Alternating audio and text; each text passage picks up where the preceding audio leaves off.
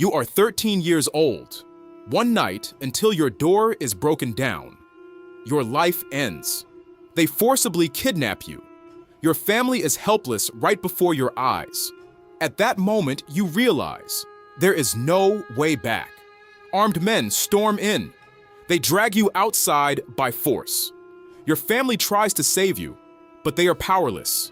You cry and scream, but you know the truth. You will not return.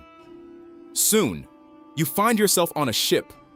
You are chained, crossing the Mediterranean with girls kidnapped like you. There are many cries. No one knows where they are going.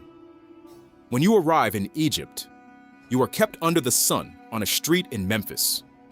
Someone comes, adorned with gold and strange eyes.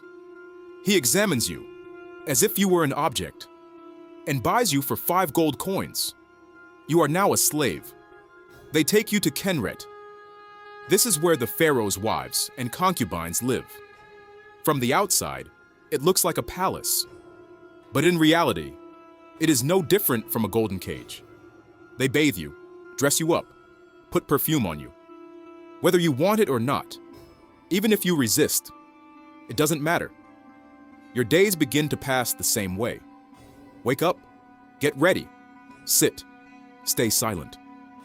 The loneliness is about to drive you mad. You try to approach the other women, but they despise you. No one here is a friend. Everyone is a rival. Then you realize the truth. Being here means being in the Pharaoh's harem. There is no escape. They even teach you language, manners, how to speak, how to walk. Because if you make a mistake, you disappear. 3 weeks later, you are ready. And finally, you meet the Pharaoh. You enter through the gates from the palace garden. When you see him for the first time, you are astonished. You had imagined him as a god, but he is just a young man. Yet his power is undeniable, and he looks at you for a long time. Then you talk, and yes, he likes you. The next morning, everything changes. The other women now become your enemies, because you are now a threat. Over time, the Pharaoh starts getting closer to you and gives you gifts. He separates you from the others. And finally, you become his concubine.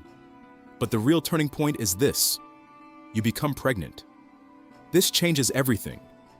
If you miscarry, it's over. If you give birth to a girl, your importance decreases. And there is even a chance you could die in childbirth. But luck is on your side. You give birth to a boy. You look at him and care for him. You are no longer an ordinary person. You are the mother of an heir. Your status rises. Touching you is now risky. Your enemies still exist, but they cannot act as freely as before. Months and years pass. Your son grows and becomes attached to you. Everything seems under control. Until that day comes. The Pharaoh suddenly dies. During dinner, everything is normal, but the Pharaoh feels something strange in the wine he drank. He ignores it. A little later, he stretches, as if harvesting, gathers servants around, takes the woman's hand. His face shows paleness and fatigue, and he wants the princess to approach him. In her ear, he says, "Protect our son and yourself."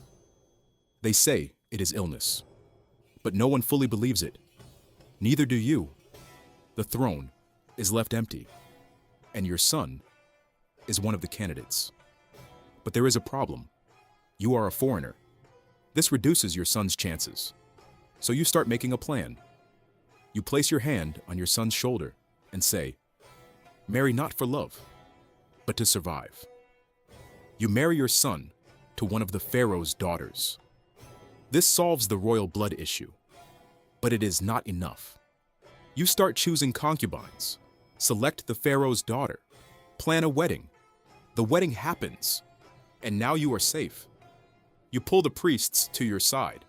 You give them gifts, and they tell the people, "Your son is chosen by the gods." The people believe it, and finally, your son becomes Pharaoh. But since he is still young, you rule the country. Now you are the Queen Mother. You take full power. You eliminate your rivals, one by one. You remove everyone who threatens you. Egypt strengthens under your rule. It becomes wealthy. Everything is under your control.